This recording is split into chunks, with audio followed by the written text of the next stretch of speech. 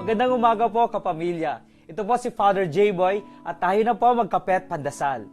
Sa buong Pilipinas at sa iba't ibang dako ng daigdig, pinagdiriwang sa mga araw na ito ang kapistahan ng Santo Niño, ang batang si Jesus.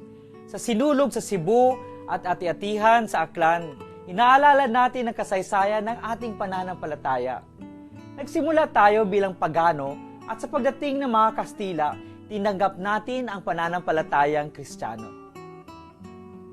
Alam nating si Jesus ay hindi na bata. Lumaki na siya, ipinako sa krus, namatay at nabuhay muli. Kaya ang ating debosyon sa Santo Niño ay isang pagbabalik tanaw noong bata pa ang ating pananampalataya. Ilang daang taon na ang nakalipas nang dumating si Magellan.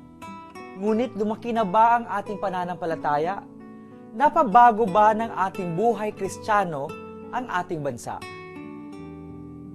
Sa araw na ito, alalahanin natin na ang pananampalataya ay kailangan palaguin, palalimin at palalakihin. Makikita ito sa pagiging responsable natin sa kapwa at sa ating bansa. Ang bata ay pinapalaki, hindi pinananatiling batang isip. Magandang umaga po.